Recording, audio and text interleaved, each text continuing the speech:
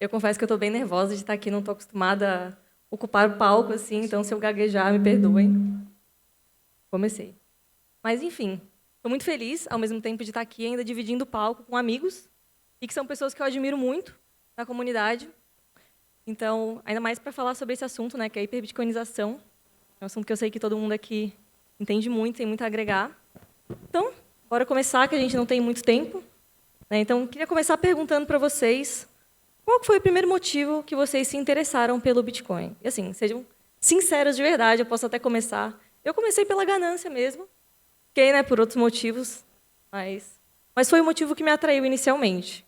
E vocês? Bom, eu comecei, curiosamente, pela usabilidade. O primeiro artigo que eu li sobre Bitcoin foi em 2012. Tinha algo a ver com isso, com uma moeda descentralizada para usar no dia a dia. E eu achei isso muito interessante. Foi aí que eu fui fisgada. Na época eu não consegui comprar, não consegui antes. Depois me envolvi de novo nesse ecossistema em 2018. Eu e a Carol, nós tínhamos uma clínica, né, um negócio físico, e a gente queria aceitar Bitcoin como pagamento no nosso negócio. E foi daí que a gente começou a estudar o Bitcoin e a gente se apaixonou absurdamente pelo assunto. Educar também outras pessoas sobre isso. Eu ouvi falar pela primeira vez quando eu estava na universidade, fiz engenharia, então ouvi falar sobre blockchain, sobre Bitcoin, mas na época era muito mais interessante por todo esse lance de ser uma tecnologia super nova. E não passou daí. Aí, uns anos depois, conheci o meu noivo, ele só falava de Bitcoin, só falava de Bitcoin. Eu falei, vou começar a ler a respeito, né? Vou ler o white paper de novo, vou ver qual é que é. E aí só caiu a ficha quando eu falei, realmente, acho que o Estado não deveria controlar a economia. E essa é a única maneira de você opt-out. Então, foi mais ou menos assim. Eu também, interessante. Eu também fui pela tecnologia. Desde o início, desde que eu não consigo lembrar, 2013, 2012, algo por aí, foi sempre a tecnologia que me chamou a atenção. Eu fui descobrir como ativo financeiro muito mais tarde, há bem pouco tempo. E eu acho que talvez isso tenha sido o que nos propiciou fazer Rolante. Porque Rolante é uma cidade que ela opera a rede Bitcoin, né? Ela opera a parte técnica. O ativo financeiro, pouca gente se interessa. Está começando o interesse recém agora. Então, por exemplo, em Rolante, as pessoas não sabem o preço do Bitcoin. Isso porque isso está ligado totalmente ao ativo. Rolante não se preocupa com a volatilidade. Quem se preocupa com a volatilidade é quem lida com o ativo. Né? Então, o Rolante opera a rede de pagamentos. E isso é uma das chaves. É bem importante e tem pouca gente que consegue fazer a real distinção do que é rede de pagamento e o que é ativo financeiro. As pessoas, na verdade, a gente está aqui falando de usabilidade, de tecnologia, e, de fato, é incrível que a gente tenha entrado por esse caminho, mas a gente sabe que a maioria das pessoas acaba entrando pelo viés do investimento, né? Geralmente esse é o primeiro contato, principalmente quando o Bitcoin sobe, né? No bull, sim, a gente já fica preparado para receber as mensagens dos amigos, dos familiares. Espera aí, que história é essa? Me ensina como comprar, como assim? Estou vendo valorizar, posso ganhar dinheiro com isso? O foco geralmente é no curto prazo. O foco inicial, quando as pessoas descobrem o Bitcoin, geralmente é por ganhar dinheiro no curto prazo.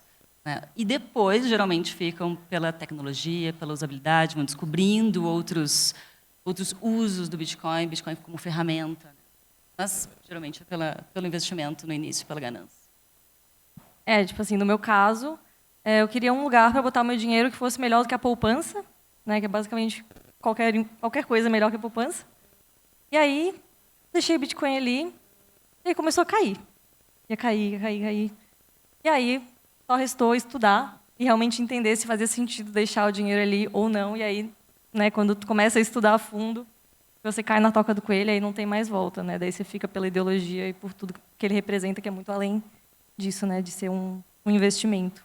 Agora é interessante que isso que a gente está fazendo, a gente vai vendo que muito menos importa o motivo pelo qual nos trouxe. E muito menos importa o motivo pelo qual as pessoas chegam, importa que elas venham. Né? Aí depois a gente vai trabalhando, como educadores, e todo o pessoal que está trabalhando bem, essa pessoa vai descobrindo outros vieses. Né? E todo mundo vai usar o Bitcoin de forma diferente, cada um do seu jeito. A gente aprende muito, a gente ensina as pessoas a usar de um jeito, daqui a pouco a gente vê as pessoas nos ensinando a usar de outro. Bem legal. Sim. E hoje vocês acham assim que vocês veem, né, como vocês trabalham em várias frentes diferentes, né, da hiperbitcoinização, vocês veem as pessoas chegando mais pelo viés da liberdade e da reserva de valor, né, ou por causa da ganância? Por causa da ganância. Aliás, eu quero aproveitar e fazer uma pergunta aqui. Quem que começou no Bitcoin pelo investimento, por ganhar dinheiro? Levanta a mão. A galera. E quem começou pela usabilidade, tecnologia? Olha aí. Pronto, já temos a resposta. Acho que, né, o pessoal chega geralmente pela ganância por ganhar dinheiro, concorda? Mesmo no caso de rolante, por exemplo, ou de cidades que já estão um pouco mais avançadas, a bitcoinização ainda é, porque a pessoa está vendo aquele FOMO. Eu não estou dentro, está todo mundo já dentro e eu não estou. Né? Então, ainda é assim, é isso que motiva. Né? Eu gostaria de trazer também outra frente que eu acho muito importante para a hiperbitcoinização, que é justamente toda essa parte de play and earn Bitcoin.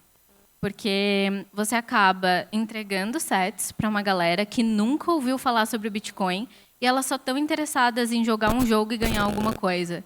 Só que dessa vez elas estão jogando e ganhando dinheiro real, em que elas conseguem usar em vários lugares, elas conseguem sacar pela BIPA, no caso da Zebed. E a gente vê um comportamento muito interessante. Na parte das empresas, a gente tem o lado B2B da Zebed, onde a gente ajuda a implementar Lightning em jogos. Então, as empresas estão cada vez mais interessadas em implementar Bitcoin nos seus jogos, nessa parte de entretenimento. Mas a gente também vê da parte do usuário, em que o usuário ele quer jogar, ele quer ter o seu momento de entretenimento, mas ele agora não quer mais jogar só pela endorfina. Eles também querem ganhar alguma coisa de valor. E quando você retribui essa atenção por sets, a galera ama. E aí você vê a galera que recebeu esses sets usando a da Bit2Refill para recarregar o celular. Você vê a galera sacando para BIPA, para usar no dia a dia. E a gente, às vezes, acompanha no Twitter a galera, acabei de fazer mercado com o Bitcoin que eu ganhei na Zebed. Então, nossa, é incrível. Isso é muito legal, principalmente porque a gente já não fala mais em barreiras geográficas, né? As pessoas podem jogar o mesmo jogo no mundo inteiro, ganhar satoshis e fazer essa interação de forma global. Isso é muito incrível que o Bitcoin possibilita. Sim, com certeza. E eu queria agora que vocês contassem um pouquinho assim como vocês enxergam o papel de vocês hoje em trazer mais pessoas para o Bitcoin. Cara, eu acho que todo mundo é educador aqui, né? Todo mundo é educador, todo mundo é influenciador, porque quando a gente está numa roda de amigos e a gente comenta, às vezes, sobre investimentos, ou sobre dinheiro, ou sobre como que a gente está enxergando o mundo, o futuro, e fala sobre Bitcoin, e as outras pessoas não conhecem, nunca ouviram falar sobre Bitcoin, nossos amigos ficam assim, opa, peraí, meu amigo, minha amiga está falando isso, é porque pode ser alguma coisa relevante, importante, que eu não estou observando, que eu não estou vendo. Então, aquilo fica introjetado na mente da pessoa. Pode ser que ela não vá buscar imediatamente esse conhecimento de primeira, mas é um primeiro contato. E ela já sabe que tu é a pessoa que sabe sobre aquilo, que tu tá ali, que ela pode perguntar para ti quando ela começar a se interessar. Eu vejo que todos nós, como educadores, nós somos canais que fazem essa ponte entre o conteúdo e as pessoas. Eu acho que é basicamente isso. Assim, a gente é uma ferramenta que está disponível para compartilhar esse conhecimento para quem estiver pronto para receber ele. Eu sinto que eu estou muito na frente exatamente na expansão de empresas. Então, porque quer queira ou não, as empresas do ramo no setor de Bitcoin, elas vão crescendo. E essa necessidade de crescer e gerar revenue dentro da empresa faz com que elas vão atrás cada vez de novos usuários e encontrar novas usabilidades de Bitcoin para que esses usuários utilizem o que você está dando para elas, ou então onde que elas estão comprando. Então, eu sinto que eu estou muito nessa frente, claro. Eu já orange pillei meus pais, falo sobre Bitcoin com tudo, chamei meus amigos para cá. Mas eu sinto que eu estou contribuindo ativamente justamente nessa parte de empresas, assim. E eu acho que isso é um assunto que não é tão explorado, porque a gente está vendo aqui, a gente vê os patrocinadores que estão hoje na SatisConf, e quer queira ou não, eles também são um veículo muito importante na adoção ao redor do mundo. É isso aí. Eu me via muito mais no início como alguém tentando transformar o Bitcoin em algo mais pop, assim. mais na cultura, mais fácil, mais de uma chegada mais alegre, mais divertida. Até isso que a gente tentou fazer com o festival foi isso, sabe? Transformar uma coisa mais alegre. Mas ao longo da jornada com o Rolante eu descobri uma outra coisa importante. Prioridades. A gente tem que ter prioridades. E algumas vezes eu vejo a gente com falta de prioridade em alguns pontos. Eu estou tentando chamar atenção para isso, tenho me visto muito mais assim agora, sabe? Por exemplo, uma das coisas que eu estou vendo, que a gente tem que dar bastante atenção, é a importância da hiperbitcoinização, ou da bitcoinização do mundo. No meu entender, né, tudo são teses, mas a minha tese, o que vai proteger o nosso uso no futuro é a gente conseguir hiperbitcoinizar o mais rápido possível. Porque um espaço aberto ele vai ser ocupado por alguém. O governo nos deu um espaço aberto. A gente pode usar Bitcoin para o que a gente quiser. A gente pode comprar, a gente pode emitir nota. Agora, e a gente está ocupando esse espaço? Essa é a provocação que eu estou fazendo. A gente não tinha que acelerar um pouco mais isso. Não deveria, talvez, ser essa a nossa prioridade agora? Acelerar a ocupação do espaço para não deixar que eles ocupem de volta. Né? Então, eu estou me vendo muito mais assim, como um provocador nesse sentido. Assim, galera, vamos acelerar porque a gente precisa. Isso vai proteger o Bitcoin no futuro. Se a gente não fizer isso, o nosso futuro está em risco. Deixa eu até fazer um comentário sobre isso que o Ricardo trouxe, que foi bem importante. Tu não sente, Ricardo, que existe essa aceleração? Porque se a gente olhar para 2, 3 anos atrás, usar Bitcoin era quase que um tabu. Assim, era tipo, nossa, eu não vou usar meus satoshis. Jamais, eu vou só rodar. Então, ali em 2019, existia muito esse discurso. Assim, e isso já mudou completamente agora em 2023. Né? A gente vê várias comunidades surgindo ao redor do mundo, empresas também fazendo esse trabalho ativamente de usabilidade. Né? Lightning ficando cada vez mais evidente também nesse nosso universo e tal. Então, tu não sente que existe essa aceleração, ela já não está acontecendo de uma certa maneira? Assim? Eu acho que sim. Vocês conseguiram. Vocês colocaram as sementinhas, elas estão dando frutos. Está pipocando comunidade em tudo quanto é lugar. Porto Alegre, vocês talvez nem saibam, Porto Alegre é a segunda. São Paulo agora virou a terceira. Tem uma cidadezinha chamada Camaquã, perto de Rolante, está com 40 e poucos pontos. Então, ou seja, está realmente acontecendo. Eu só quero acelerar esse gás o máximo possível para que a gente não perca o embalo. Mas está acontecendo, com certeza.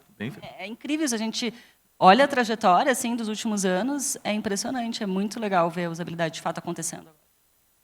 Nossa, total. E você vê cada vez mais produtos que aumentam a usabilidade também. Então, você tem a Azteco para pessoas que são desbancarizadas. Aí você tem a Bipa, que também é mais ou menos um banco. Aí você tem a Zebed, que é Play e consome Bitcoin com a carteira Lightning. Então, você também vê cada vez mais produtos que vão incentivando a galera a usar de maneira cada vez mais fácil, de cada vez mais user-friendly, para que todo mundo, exatamente todo mundo, tenha o seu favorito e consiga usar no dia a dia. Claro, ainda tem alguns desafios de UX, que a gente fala, né? Da experiência do usuário, que até pouco tempo atrás também era mais complicado de usar. E os aplicativos estão ficando cada vez mais fáceis. Era bem isso que eu ia trazer, assim, porque lá no início o Bitcoin era basicamente P2P, né? Depois começaram a surgir outras plataformas, né, corretoras, mas ainda assim muito complexas de usar para, né, para pessoa comum. E aí agora, né, tem a Bipa, tem a Zebed, a Azteco, tem, enfim, inúmeras oportunidades para todo tipo de usuário. Né? A Bipa mesmo, assim, né, puxando sardinha um pouco para a empresa que eu trabalho, mas é realmente o lugar mais fácil que eu conheço para comprar Bitcoin. Assim. Você consegue ensinar o seu avô a comprar Bitcoin ali facilmente. É muito intuitivo e é muito legal isso. Eu acho que são essas empresas, assim, né? Claro, a educação, os influenciadores também têm um papel fundamental, mas também de ter funcionalidades onde todo mundo possa usar, né? Independente da sua idade, né? Da sua... Pode falar. Não, é que eu sinto que é um trabalho super simbiótico. As empresas elas trazem um usuário super fresco, que talvez entrou por motivo X, e os influenciadores pegam esse terreno fresco e plantam as sementinhas e faz florescer todo o trabalho maravilhoso que vocês fazem sobre Bitcoin. Então, acho que é um trabalho super simbiótico, assim, cada um faz uma parte. Com certeza. E para vocês, assim, quais que são os maiores desafios para trazer pessoas para o Bitcoin? Vocês acham que, né, é o bear market, é a falta de alinhamento dos incentivos, o mindset das pessoas quando elas chegam? O que vocês acham? Eu acredito que é o food. Narrativas que são criadas para que as pessoas se afastem do Bitcoin. Eu acho que, às vezes, propositalmente isso é feito, né? Mídias tradicionais, que muitas vezes têm bancos por trás, enfim. Mas é o food. Bitcoin é pirâmide, Bitcoin é coisa de criminoso. Eu acho que isso é o que eu mais ouço das pessoas, e o que vocês, que muitos dos quais eu converso diariamente, às vezes no Instagram, ou que eu encontrei aqui ontem, me relataram. Eu vou falar para um amigo, vou falar para minha mãe, vou falar para um parente meu, a primeira coisa que pensam, isso aí é coisa de pirâmide, é coisa de criminoso, eu não quero nem saber desse negócio aí, né? Já ficam olhando enviesado. Então, eu acho que o principal desafio é isso, é desmanchar os foods. E eles não vão acabar tão cedo, eu acho. Tem uma grande batalha aí pela frente nessa guerra de narrativas que é feita. Nossa, com certeza. É um desafio que eu enfrento literalmente todo dia. E eu até comentei no podcast que eu participei da Arthur com a Maria. Por conta de toda essa narrativa que se cria ao redor do Bitcoin, as empresas grandes de tecnologia, a gente conversou sobre isso ontem, o Google, o Facebook, Twitter, não permite com que você divulgue com ads nada sobre Bitcoin. Então, até para influenciador ou para empresas, essa maneira fácil de crescer, que é por mídia paga, você não consegue. E por que você não consegue? Justamente porque por trás tem toda essa narrativa de que porque Bitcoin é scam, porque é esquema de pirâmide. Que, assim, por um lado, tem os seus fundamentos. A gente viu esse ano a FTX falindo e tudo mais. Então, é difícil você competir com isso, mas também traz essa enorme dificuldade de você convencer as big techs de que isso é dinheiro. É bem interessante, não tem como não concordar, né? O food é uma das coisas que atrapalha muito. No meu público, que é às vezes um pouco diferente, uma das coisas que a gente tem que trabalhar muito é a gente abrir o máximo possível que a gente puder a porta de entrada. E isso daí é uma coisa delicada, difícil, porque se a gente abrir demais, a gente abre para qualquer coisa. Não pode também, a gente tem que achar a medida, né? Mas abrir, facilitar o uso, facilitar a operação. Se a gente pegar um público bem simples e a ideia é que chegar até ele, não importa se é isso que a gente está passando ou não, mas a ideia é que chegar até ele for de que ele precisa ter uma hard wallet, multisig, time lock, o caramba 4 travou. Na hora já desistiu, isso não vai acontecer, né? Então, por isso que a gente trouxe tanto lá ferramentas que antes o Bitcoin mais tradicional torcia o nariz, né? Como ferramentas custodiais. Mas a ferramenta custodial ela tem um baita de um papel para esse iniciozinho, para essa operaçãozinha do dia a dia. Tal. A gente achou um lugar para ela e isso abriu uma baita de uma porta de entrada. Então, no nosso ver, isso entra nessa pitada. Eu diria que os dois, o food e eles imaginam que é muito difícil. Porque quando tu entra e mostra, eles ficam esperando qual é a parte difícil. Hoje, lá. Tá, mas e aí? Não, é só isso. Tá pronto, tá operando, tchau, tô indo embora. Aí a pessoa diz, só isso, eu não entrei por quê? Tinha uma ideia de que era mais difícil. Né? Esse é o meu trabalho, tentar abrir mais a porta. Desculpa, eu vou falar um outro desafio agora que eu lembrei, pensando muito no projeto do Bitcoin aqui, e algo que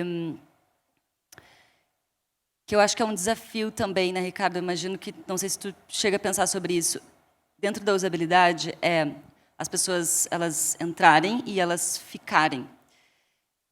Em termos de empreendedores, eles passarem a aceitar Bitcoin e eles se manterem aceitando Bitcoin ao longo do tempo, independente de bear, independente de bull, independente se vá alguém lá pagar em Bitcoin ou não. Porque a tendência, muitas vezes, é que, quando não tem nenhum cliente que vai pagar em Bitcoin, eles acabam desistindo. Eu acho que esse é um super desafio também, né? Essa educação ser feita para os empreendedores, para que eles se mantenham convictos, se mantenham aceitando o Bitcoin. Cacá, isso é quase um monstro que a gente vai ter que enfrentar no futuro, né? A gente ainda está em fase de expansão, então a fase de expansão está todo mundo muito empolgado, né? Em algum momento isso deve diminuir, com certeza, até pelo tamanho da cidade, que já está quase toda, a parte mais importante da cidade já está toda avançada. Mas eu acho que a gente está contornando isso, pelo menos até agora está dando certo, é um grande experimento, a gente vai ver o que vai acontecer no futuro, mas está dando certo a gente se apoiando na comunidade. Muita gente entra, mas muita mesmo, entra não com esperança de aceitar, mas com esperança de ajudar a comunidade dela. Porque a proposta é essa, né? Se a gente colocar um monte de pontos no mapa, a gente chama atenção.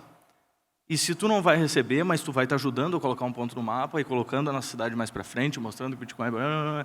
Aquela conversa. Então, isso talvez sustente um pouco mais, é a nossa esperança. Eu até estive em El Salvador ano passado, né, um ano depois da adoção do Bitcoin, e eu senti muito isso, assim, que logo que teve a lei, né, eles começaram a usar muito, e isso, né, gerou um turismo para a região e tudo mais. Mas um ano depois, várias pessoas, os comerciantes, não estavam mais aceitando, ou não sabiam mais nem a senha do aplicativo deles para fazer a transação, fazer o recebimento, né? E tinha um lugar até que estava cobrando 10% a mais para receber em Bitcoin. Isso é o contrário. E o que eu tirei disso é que realmente assim teve um incentivo financeiro ali para eles começarem, né, a aceitar Bitcoin, mas não deram conhecimento nenhum para eles, não ensinaram a eles o porquê usar Bitcoin. Né, e enquanto o Bitcoin estava subindo, eles estavam achando interessante, né, porque o dinheiro que eles tinham estava aumentando. E depois, quando começou a cair, eles... Para que eu vou usar isso? Interessante a diferença de se apoiar no ativo financeiro e na rede de pagamentos, né? Porque quando, para nós, a experiência, agora mais como observadora, não foi eu que provoquei isso, mas quando o supermercado da cidade principal entrou, ali a economia circular começou a acontecer. Porque a gente sempre incentivou que as pessoas pegassem e convertessem. Por que a gente fez isso? Porque a gente queria primeiro mostrar para eles que era livre. Se sintam seguros. Vocês pegam e convertem. E eles no início faziam isso, alguns seguraram um pouquinho, alguma coisa assim, e até porque a gente estava usando carteiras que todo mundo sabe que são custodiais, a gente não deve deixar dinheiro alto ali, a gente sempre estimulou, deixa em pouco valor. Com pouca exposição a um risco médio, a gente fica com baixo risco, né? Mas quando entrou o supermercado, foi onde tudo mudou, e mudou naturalmente, de novo, não foi a gente que fez. Eles começaram a usar, e hoje eles usam muito. Tanto é que a gente tem dificuldade para oferecer alguma coisa para alguma empresa que quer entrar, porque tem pouca conversão. Ninguém mais quer converter, ninguém mais quer vender. E aí a gente começa a descobrir quem é que está retendo, porque isso vai parando em alguns lugares, tem gente que usa, e tem gente que começa a reter. Nas conversas acaba aparecendo que fulano, aí a gente chega mais forte nele, aí a gente chega na hard wallet. Esse cara assim, daí a gente faz ele dar o passo, mais um passo. Eu vejo bastante também em lugar turístico. Nós moramos em Florianópolis e depois da pandemia, globalização e tudo mais, muitas pessoas de outros países foram morar em Florianópolis. E como que você paga aluguel? Como você vai num supermercado? Como você vai em um restaurante se você não tem uma conta bancária em real? E aí eu vejo muito essa necessidade do sistema de pagamento global que a Lightning permite, que é você em qualquer lugar do mundo e você poder transacionar, independente se você fala a língua, se você tem a moeda, do que for. Não, essa eu tenho que contar rapidinho, mas essa semana a Camila foi lá, ela fez um vídeo, ela não conseguiu filmar tudo que deveria, mas está registrado. Ela chegou no supermercado e dizia, Pix fora do ar. Daí ela se lavou, né? Só ela fechou o carrinho, passou no supermercado, posso pagar no Bitcoin? Ainda bem, vou vender para alguém. Pô, que legal. E agora, assim, pensando em estratégias e ações que a gente pode ter para atrair pessoas nesse sentido, o que vocês acham e veem que funciona, né? Daí eu queria a visão, né, de cada um no seu nicho, por exemplo, a Cacá como educadora, influenciadora, a Ivy como líder de comunicação e marketing da Zebed, e o Ricardo, né, como um dos fundadores do Bitcoin aqui, que hoje já tem mais 200 estabelecimentos aceitando Agora Bitcoin. eles mudaram a métrica, a gente teve que tirar toda a nossa área de influência, ficar só com o município, aí baixou um pouquinho, 180 e poucos. Mas ainda é coisa pra Vamos caramba. buscar os 200. Coisa pouquinha. Coisa pouca. Bom, da minha parte, então, começando pelo outro lado, eu vejo muito aquilo que a gente falou um pouco antes, que é criar uma comunidade. Criar uma presença nessa comunidade. Então, se a comunidade... o pessoal diz muito assim, mas a cidade grande, a cidade pequena é mais fácil. Não, é mais fácil com certeza. Tem um senso maior de comunidade e cidade pequena. Mas, quem sabe a gente não busca criar pequenas comunidades dentro de cidades grandes, ou a gente use de comunidades que já existem. Exemplo, uma rua, a gente estava conversando isso agora há pouco com o Leandro, uma rua que já tenha mais ou menos uma comunidade, tipo a Rua dos Barzinhos. Então a gente pega aquela normalmente já tem uma associação ali. Então a gente chega nessa associação e começa a tentar por ali. A gente tem que sempre pegar os líderes. Os líderes são quem vai espalhar mais fácil. né? E aí a gente chegar lá e aí marcar presença, né? Porque não adianta a gente criar, fazer a pessoa aceitar, por exemplo, e ela depois se sentir meio, vamos dizer, abandonada ou desprotegida ou sem saber o que fazer agora, né? A gente tem que estar muito presente nessa comunidade. Escolhe o tamanho da comunidade que tu vai fazer e ali tu tem que estar presente. Ele sempre tem que poder ter contato contigo, ele sempre tem que poder tirar dúvida, etc. Eu acho que essa é uma das grandes chaves. Aliás, essa daí eu poderia dizer, eu tenho certeza que essa é uma das grandes chaves. Eu vejo muito que é alinhamento de incentivo. Então, relação entre empresa e empresa, a empresa que vai implementar Lightning, ela quer aumentar a retenção, ela quer aumentar o revenue, ela quer exponenciar os números dela. E a gente tem provado de que se você implementa Lightning e você dá Bitcoin para o seu usuário, a retenção dele mais do que aumenta 200%. Então, ele acaba voltando cada vez mais, porque ele também não se sente enganado em usar o seu aplicativo, dar atenção para ti e acabar não recebendo nada em troca. Aí, do lado do usuário, também tem alinhamento de incentivo, que é, olha, você está se divertindo, você pode jogar o Candy Crush aí normal, enquanto você está fazendo sua folga, relaxando, escutando podcast pela Fountain, escutando podcast, ou você pode usar a ZBD, ou você pode usar a Thunder e a Fountain, e você fazer exatamente tudo isso que você está fazendo, mas ganhando Bitcoin. Então, eu vejo que é só alinhamento de incentivo. Todo mundo, no final, quer ganhar. Acho que uma das maneiras de fazer as pessoas, além de tudo isso que vocês trouxeram também, mas uma das maneiras que eu vejo de trazer as pessoas, deixarem elas mais abertas a receber essas informações, entender sobre o Bitcoin, olhar um pouquinho para o passado, para tudo que a gente já viveu, tanto economicamente, e mostrar os benefícios do Bitcoin para essas pessoas.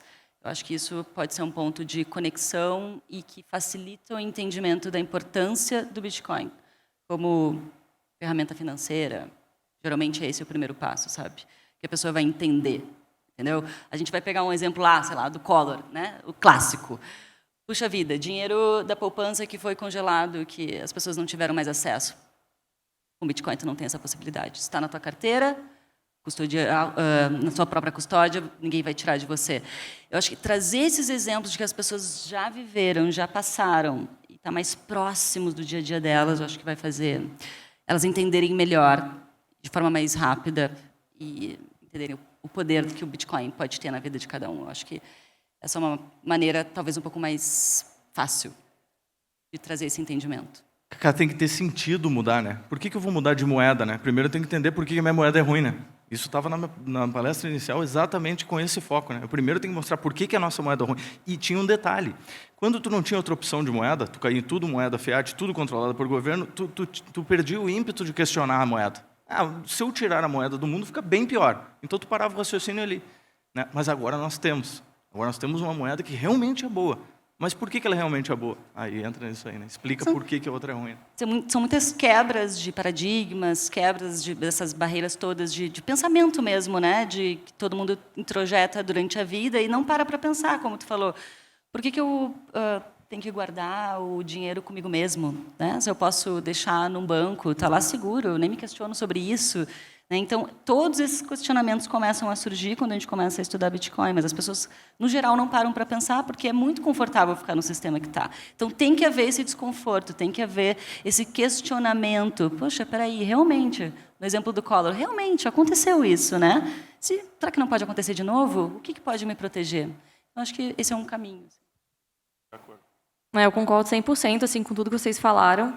A questão da comunidade é muito importante. Assim, eu vejo que em Floripa agora a gente começou a fazer o BitDevs, que é um encontro mais para desenvolvedores, e o BitTalks, que é um encontro para quem quer conversar sobre Bitcoin. Assim, os primeiros a gente nem divulgou muito bem assim, e já deu 20, quase 30 pessoas em cada um dos eventos, e foi uma surpresa, assim, porque a gente não imagina o quanto de pessoas que, né, têm interesse no Bitcoin, mas também não tem muito com quem conversar, né? Às vezes ficam só no Twitter ali e pensam, é ali que está a galera, não vai ter ninguém perto de mim, e tem.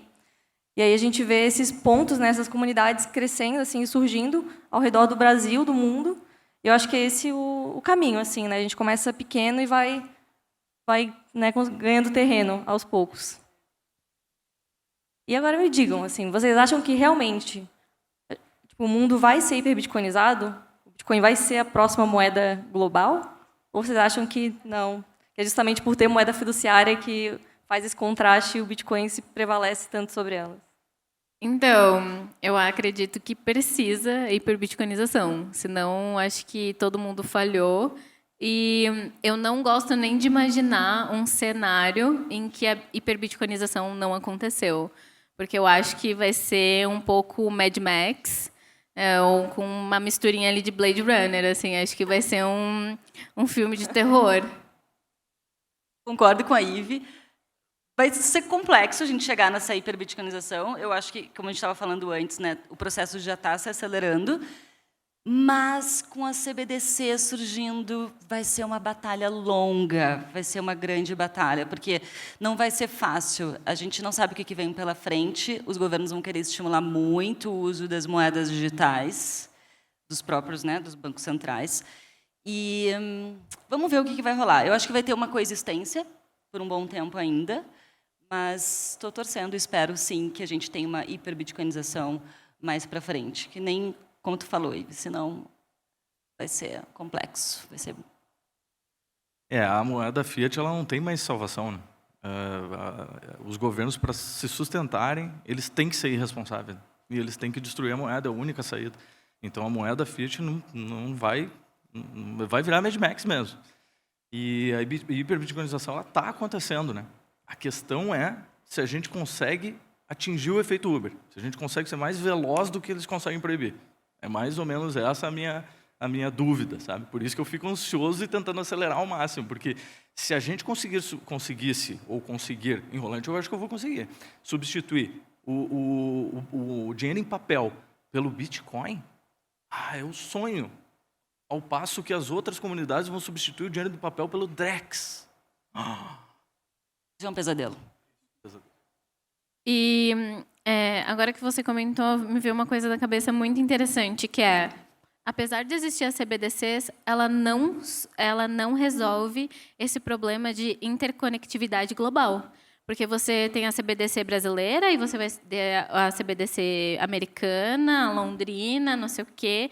Então, você vai continuar com essa dor de eu vou viajar, vou ter que trocar toda a minha moeda para uma moeda local, ou então vou ter que pagar IOF, ou então vou ter que pagar não sei o quê. Então, por mais que a CBDC ela venha para solucionar algum problema, ela não soluciona tudo que o Bitcoin resolve. E agora a pergunta final aqui, né, para a gente se despedir para o próximo painel. Se vocês pudessem dar uma única dica para a plateia, né, que querem começar a orange pilar os seus parentes, amigos, bairro, cidade, enfim, qual seria?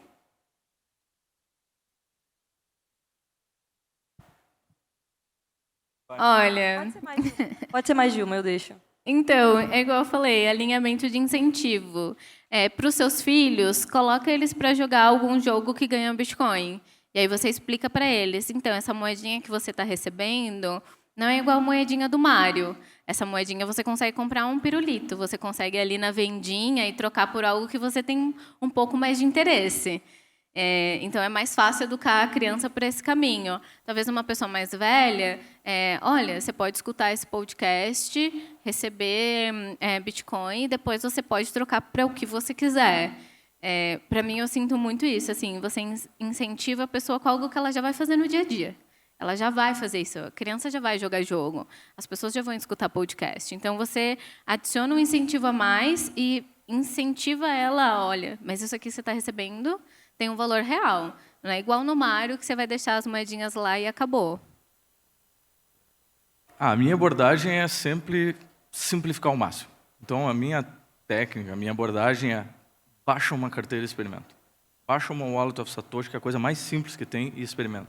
Baixou o aplicativo, tu já está usando. Tu já transfere 100 sats para a pessoa, tu já recebeu, isso é teu. Não tem configuração, não tem nada. Claro que dá para configurar, para ficar melhor depois, mas faz a primeira vez sem configuração. Baixa e usa. Uma Coinus, que tu faz usuário e senha, e já está apto a receber. Para mim, não tem nada mais impressionante do que essa coisa de tu baixou um aplicativo e tu está apto a usar a rede em qualquer lugar de forma livre. Eu acho que isso é transformador. Assim, acho que é o primeiro spike. Se o primeiro spike for esse, tu tem grande chance de captar essa pessoa.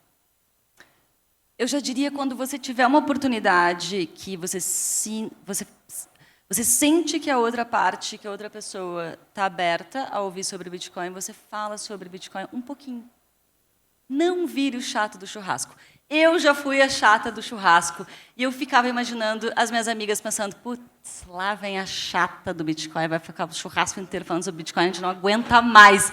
E aí, depois que eu percebi isso, eu estava sentindo essas energias. Depois que eu percebi isso, eu falei para a Carol, estamos proibidas de falar sobre o Bitcoin no churrasco. Se as amigas quiserem falar, a gente está disponível para isso. Então, é isso. Todo mundo do nosso meio já sabe que a gente fala sobre isso. Então, é importante que as pessoas do meio de vocês saibam, que vocês estudam, que vocês entendem sobre o Bitcoin, para que quando elas estiverem aptas, disponíveis e interessadas, elas saibam para quem perguntar. Aí sim elas vão vir para vocês. E se preparem para o ano que vem, que as mensagens vão chover de mensagem para vocês, querendo como comprar, como é que eu faço e tudo mais. É nesse período, a partir de 2024, vocês podem esperar.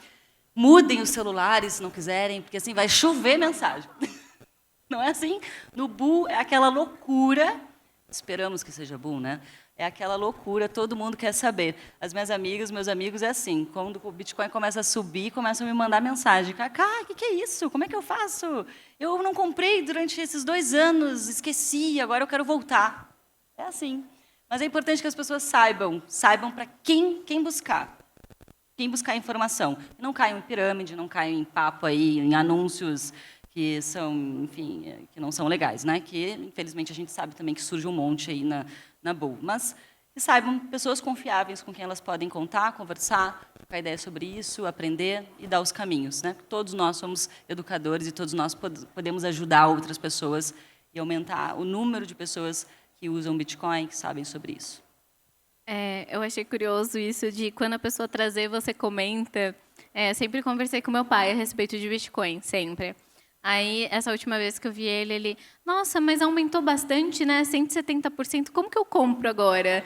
Aí eu fiquei, agora que está alto, você quer, interessante. E isso que foi fantástico da gente ter conseguido iniciar no Bear, porque isso nos trouxe muito menos risco. Né? Agora que começa a subir, que a gente começa a ficar preocupado, vai para os grupos, galera, não se empolguem. Agora começa o trabalho difícil. Né? E uma das coisas legais, assim, de dica também para a galera tentem não misturar com investimento. Isso foi uma experiência política. O pessoal, quando nos chama, para os políticos, para falar, eles dizem, enquanto vocês não misturarem investimento, vocês podem tocar livre. A hora que vocês misturarem investimento, a coisa vai começar a complicar. Então, isso é uma dica bem legal. E a outra pegada que a gente sempre teve, que nos ajudou a abrir portas, assim, foi a pegada educacional. Que a nossa proposta sempre foi, vamos ensinar o que é o Bitcoin. É só isso que a gente vai fazer na cidade, e é só o que a gente faz. A gente não tem nada próprio, não é nada, a gente ensina eles a usarem. E essa pegada educacional ela é bem legal, porque pega nisso. Eu estou ensinando as pessoas a não caírem em golpe. É isso que a gente faz, é um projeto educacional. É difícil barrar isso, né? É isso de ser o chato do churrasco. Nossa, acho que muitas pessoas talvez já tenham passado por essa fase. É complicado, assim, porque a gente descobre o Bitcoin e a gente quer contar para o mundo inteiro, né? Para todo mundo enxergar o que a gente enxerga. Só que, na verdade, a maioria das pessoas só acha a gente maluco, né? Então, é muito bom, assim. Hoje em dia eu também não sou mais a chata do churrasco, as pessoas já sabem o que eu penso. E eu, no máximo, falo assim, olha, eu acredito, mas estude, né? Decida por você. E aí agora vem as pessoas, né? Mas e essa questão do bear market é muito importante também, porque é o momento de plantar as sementes, né? Para a gente colher lá no futuro, mais para frente. Então, se a gente consegue fazer um bom trabalho no bear market, no bull, assim, é só cruzar os braços. A coisa vai se alimentar sozinha. E é isso, gente. Mas vocês querem comentar mais alguma coisa? Estamos na finaleira aqui. Bom, primeiro, eu estou muito honrada de estar aqui com vocês. Todo mundo aqui tem um papel mega importante na adoção do Bitcoin. Eu fiquei muito feliz de participar desse painel. Agradeço todo mundo que veio também aqui para o palco Raul Finney nos assistir, como na primeira palestra. Fiquei muito feliz também de compartilhar o meu conhecimento com vocês. E estou aqui como aprendiz. Aprendi muito hoje na nossa conversa e aprendo com todo mundo todos os dias. E é isso, bora usar Bitcoin. Eu queria fazer uma pergunta. Quem aqui nunca usou Bitcoin para fazer um pagamento? Caraca, teremos primeiras experiências, então, hoje na SetsConf. Legal. Depois mandem mensagens, contem aí para nós nas redes o que vocês acharam da experiência de fazer pagamento com Bitcoin. Espero que gostem. Eu queria agradecer a todos vocês por estarem aqui. Eu sou apaixonada por esse evento. Ano passado apresentei, então, para mim é uma honra estar aqui de novo. E quando vocês estiverem descansando, tomando seu cafezinho ou comendo, aproveitem para ir lá na área Games e jogar e ganhar Bitcoin, que a Zebed está lá. Também, imagina, a gente ficou hiper feliz quando veio o convite. Sem dúvida, vamos estar lá, vai ser um mega prazer. Não pensei que ia ser tão legal, fiquei muito feliz. E meu recado final é be user. Sejam usuários, ou usadores, ou do jeito que quiserem, mas não gastem o seu Bitcoin. Peguem o dinheiro da carteira, troquem por Bitcoin, e aí vocês vão usar. Vocês vão usar o dinheiro da carteira, não o que vocês conseguiram guardar para patrimônio. Então, e aí busquem lugares que aceitam, porque com isso a gente está fortalecendo a nossa rede e fazendo a nossa rede crescer. A gente precisa que a rede cresça. É nós que temos que fazer isso, não vai vir um governo. Não vamos esperar por um El Salvador aqui, por um Bukele, para resolver a nossa vida. Vamos a gente procurar o lugar que aceita e vamos usar. Com isso a gente está expandindo a nossa rede, é disso que a gente precisa agora, no meu entender. Obrigado, gente. Muito obrigada pela participação de vocês. Foi um prazer ter vocês aqui com a gente. Tenham um excelente dia. Essa foi só o primeiro painel. Temos muitos outros ainda. Então é isso, gente. Muito obrigada. Valeu, obrigada, gente.